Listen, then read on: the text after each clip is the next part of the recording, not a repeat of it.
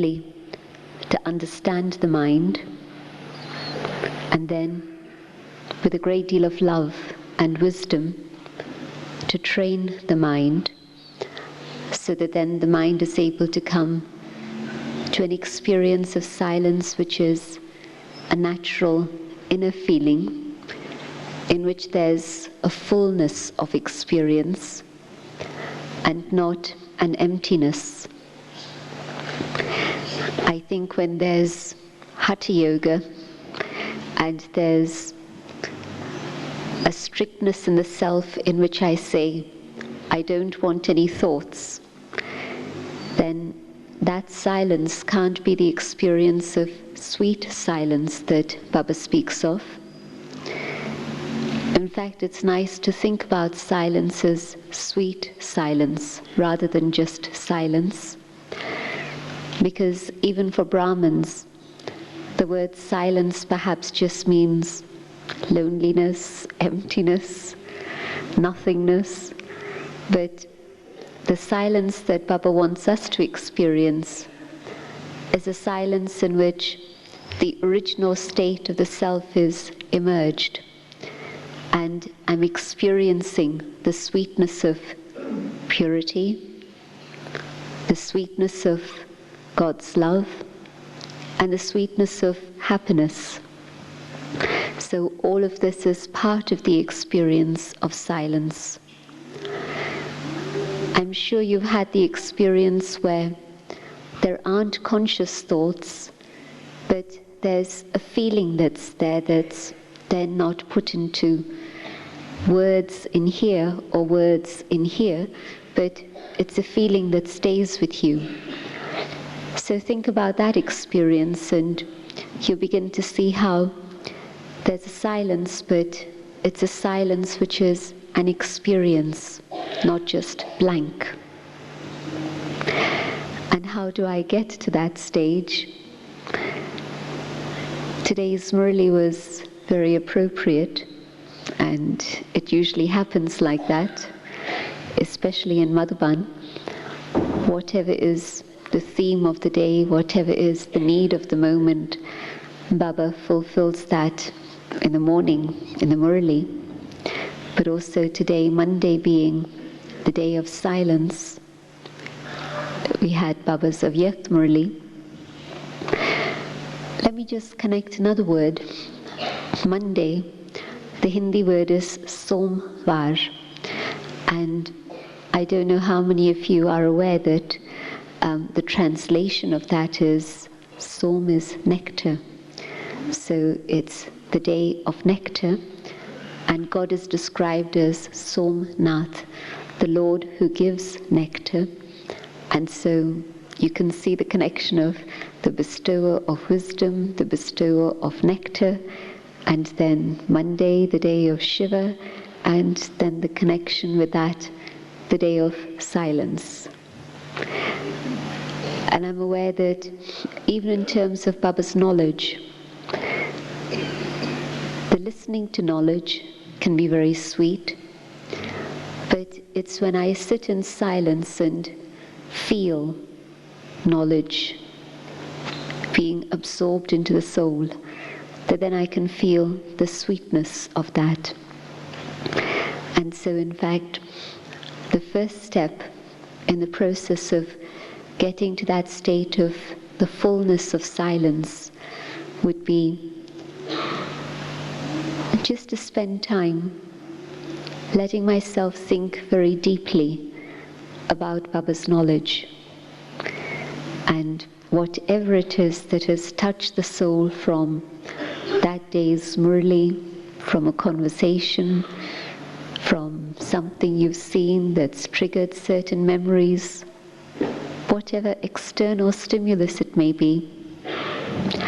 But when I sit and think of the beauty of that particular aspect of Baba's knowledge, I'm feeling the truth of it, the power of it, the beauty of it, and in a very gentle and natural way, the soul's able to go into silence using the method of not not just churning knowledge, but feeling the truth of knowledge. The process of churning can be quite an active one, and that's also part of the process of coming to the stage of yoga, because if my mind is busy churning what I'm going to cook for dinner, that's not going to lead me to a state of silence. Or, never mind about dinner, but if I'm busy thinking about what somebody said and what somebody did, whether it was this morning or yesterday or last year, well, those sorts of churnings aren't going to lead me to a state of silence. Rather, it's going to be a huge amount of upheaval and probably a lot of distress, pain that I cause myself. But the churning of knowledge means pure thoughts, and so other thoughts don't have space to come. It's a good way to work, in the sense that it's not a struggle. If I'm thinking about this one, that one, and the other one, and I'm trying to convince myself that, no, I shouldn't be thinking about this one and that one, it's maybe a tug of war going on inside. It's happening, and I'm telling myself, why is it happening? It shouldn't be happening. But pick up a murali, have a conversation with somebody. Even sometimes some of you are instruments, teachers. Start having to give gyan to someone, and you're actually talking to yourself. You're not just talking to somebody, but you're talking to yourself. And after 15, 20 minutes of giving gyan, being in that position, the pure thoughts that are in your mind have changed your perception and your attitude to the other person or whatever it may be. And that's a position that sometimes occurs. The responsibility of giving gyan becomes benefit for the self and fortune for the self, but that might not necessarily be the case. But what is always possible for everyone, for each one of us, is really just to pick up a murali, think about some aspect of Baba's knowledge, and as I begin to do this, the direction changes. And with pure thoughts, thoughts of gyan, the speed of thoughts is also slowing down. When there are negative thoughts, it's an express train. It moves so fast, it's difficult to catch. But when it's pure thoughts, it's not so fast, it's much, much slower, fewer thoughts. And then it's easy to find those pauses, even just for a few moments, to let yourself then feel the sweetness of Baba's knowledge and come to that state of experience and silence through that. So one way to experience silence, even for moments, and if I can have moments of silence, that's lovely. Don't think about even minutes of silence at first. Just think about moments of silence. Just a few moments. And then, having trained the mind to come to that stage where it's moving in a much more orderly fashion, much more disciplined, on a level of purity, good thoughts, pure thoughts, then it'll develop the practice of minutes of silence.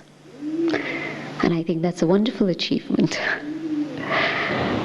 I don't know many people who are able to go beyond minutes of silence. But from that state of moments or minutes of silence, even when the mind moves out from that state of pure silence, where is it coming back to? Let it come back only on the level of Baba's knowledge. And from there, again, another moment, another minute, and it'll become easy. And that's been the first practice that I learned to develop, to taste the sweetness of silence. There's been another very lovely experience, and I'll share that with you. Take drishti from Baba and Avyakt Baba, of course, when we have that fortune, but Baba's photograph, or even just Baba's face in your mind. When there's love for someone, then that face is imprinted on the consciousness. More than the face, it's the personality, but the face becomes a trigger, a picture that can allow you to feel the personality also. And so whether physically in front of Baba or in your mind in front of Baba, and let Baba give you drishti. I'm sure that most people here in this room have had powerful experiences of drishti from a yogi.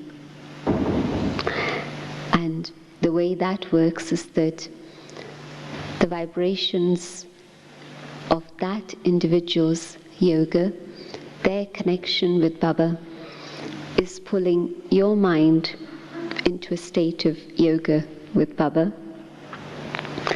And so each and every one of us who follows Baba's directions and experiences yoga can be an instrument to bring others into that connection with God. And so how much more in terms of Brahma Baba's closeness to Shiv Baba and the capacity that Brahma Baba has to make our connection with Baba very, very strong. So take drishti from Baba, and that drishti will allow you to feel a calmness and a quiet within the self, and that drishti will allow you to come into connection with God.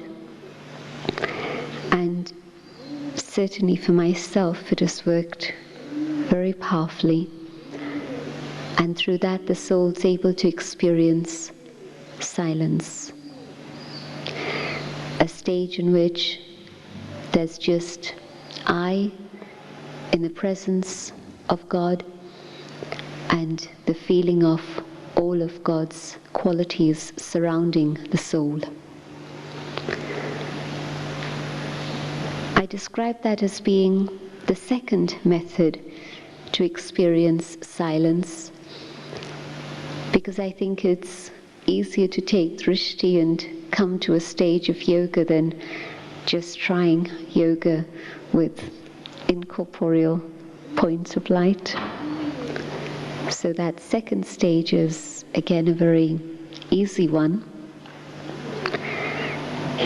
And from that stage of silence, moments or minutes, even if you come down to the stage of conversation with Baba and nothing below that, if you're attentive, then you catch your mind before it's moved off in other directions, not after. But you know it's beginning to shift and you gently move it back. And so come down, but come back only to that stage of conversation with Baba, and the sweetest conversations are conversations of appreciation, conversations of complaints you want to run away from. If I'm sitting there listening to complaints, I've learned to develop a little bit of patience and a little bit of tolerance. And so I think maybe I can sit and listen to complaints. But it's not such a sweet feeling. Rather, it's a test in which I'm asking myself, well, can I tolerate this? Do I have the patience to cope with this? And this is human response. And I'm sure Baba doesn't have to work on himself to be patient and tolerant with us. Or maybe he does. I wonder. I think Baba's patience is running out. Somebody's emphatically going like this.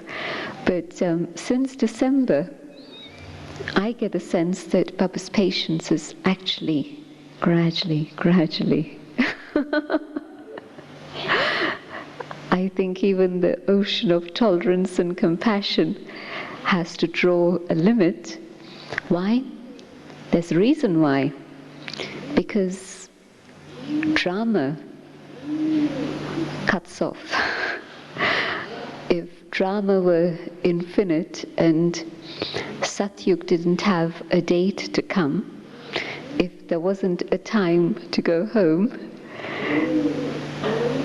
if God wasn't in the bondage of drama, then God's patience and tolerance and compassion would be without end. But it's interesting paradox, the ocean of tolerance, and yet there's a limit placed by time, not placed by his capacity. But I think that since December, every so often when, in fact, every single Murli that Baba has spoken, Baba has made us aware that it's really time to move, it's time to change, it's not going to be possible to carry on in the way that we have been. Baba asking us for a gift, that's a turnaround, isn't it? Baba making us make a promise, that's actually been happening for a couple of years now. The first time it happened, I was not in front of Baba. I was reading the Murli in London, and I think it was the first big Mela, the thousands and thousands in front of Baba. And a couple of years ago when I'd read that Baba had made people actually put up their hands in terms of promise for change in X number of months or today or whatever. I remember asking myself, I wonder what I would have done. Would I have had the courage to make the leap and say, yes, Baba, I'm going to change instantly, which is the promise that Baba was wanting. No more from today. Or do you want a month? Or do you want 3 months? Tell me now. It was quite stern. And this time, sitting in front of Baba, and Baba asking if we were willing to make that promise, it was easy to make the promise from my heart, because Baba's been preparing us over the last little while, so no problem this time. But 2 years ago, would I have been ready to make that promise? I wonder. So, my point that when humans listen to complaints, it takes a certain capacity. Sakar Baba listening to complaints, and I know that Baba's heart was so big and generous. It's a scene that Daddy Prakash Muni described once, and I've seen her demonstrate it after that. So definitely Bab Saman in that way. But yet the ocean of tolerance is making us aware of time, and so Baba Baba's going to listen to complaints, but Baba's also going to prefer, I'm sure, to have a sweet conversation rather than a list of complaints. That's my point. But I'll just tell you the other story also. And Dadi Prakash Muni related the story of how just a little while before Baba had left the body, so she had this incredible opportunity of having personal training with Sakar Baba from October through to January, and in January Baba was avyakt. And in the month of December, in terms of the history of the yajna, I know that there was much upheaval taking place, and one of the persons who had been Baba's very loving child and very faithful child at one point now had a lot of complaints, and they wrote a letter of 11 pages of complaints to Baba. And Baba heard the letter, and Dadi Kumarka had been sitting there watching Baba's face, and Baba's face absolutely the same, no change. And at the end, saying to Baba, "Baba, what should we reply?" And Baba said, "No need to say anything." And she said, "But we have to reply something. This person's written all of this, we've got to say something." And Baba was saying, "No need. The person needed to vomit and all the stuff has come out, and he'll be better. He's okay now." And Baba, just with stability and faith, not reacting.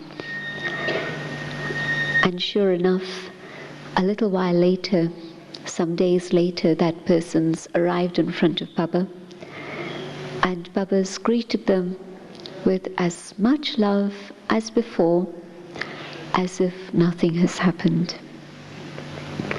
And I've been in the situation of witnessing this happen to Dadi Prakash Muni, and that left a very deep impact on the soul.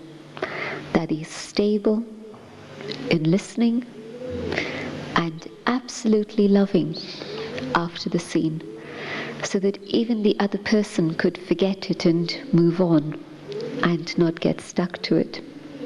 So that's part of the openness and generosity of the heart that Baba wants us to have.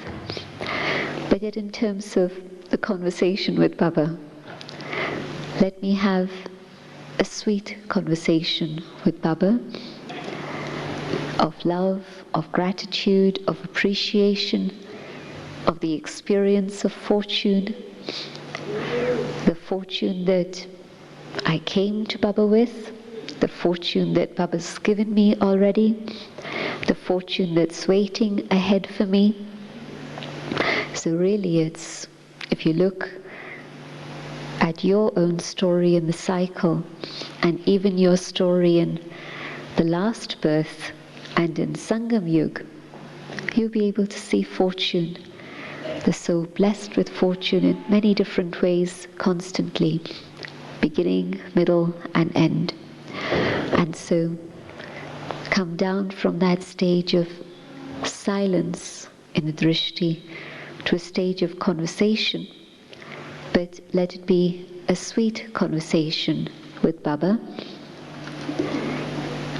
And the third experience of silence, really just Shiv Baba, that point of light. It's possible sometimes, if through the day there's been good thoughts, pure thoughts, loving thoughts, and again, most of you were here for Dadi's class after the Murli, in which she was just taking up further aspects in the detail of Baba's Murli of loving thoughts for the self, loving thoughts for the family, loving thoughts for God. So if that's been my experience through the day, then when I sit in front of Shiv Baba, and that can be anywhere and everywhere, but just the mind in front of Baba, then in that experience, feeling Baba's light and might come to the soul, it's very easy to very quickly get into the experience of silence and really just absorb and fill everything that God wants to give. It's a day for experimenting and experiencing, but I'll just share one last question and answer that somebody who was leaving Madhuban a couple of hours ago asked Daddy just as they were about to leave. And Daddy's answer was so concise and powerful. I'll share that with you. They asked Daddy, what's the difference between power and might?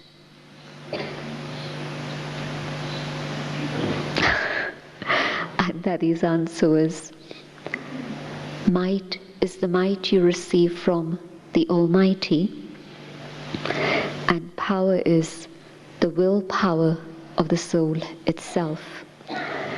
And so let the soul first move from the state of weakness into a state of power through God's light, through God's knowledge, the light of enlightenment, the light of wisdom, the light of knowledge. And so use knowledge to move out of weakness into a state of power, and that's the inner power of the soul, the willpower of the soul.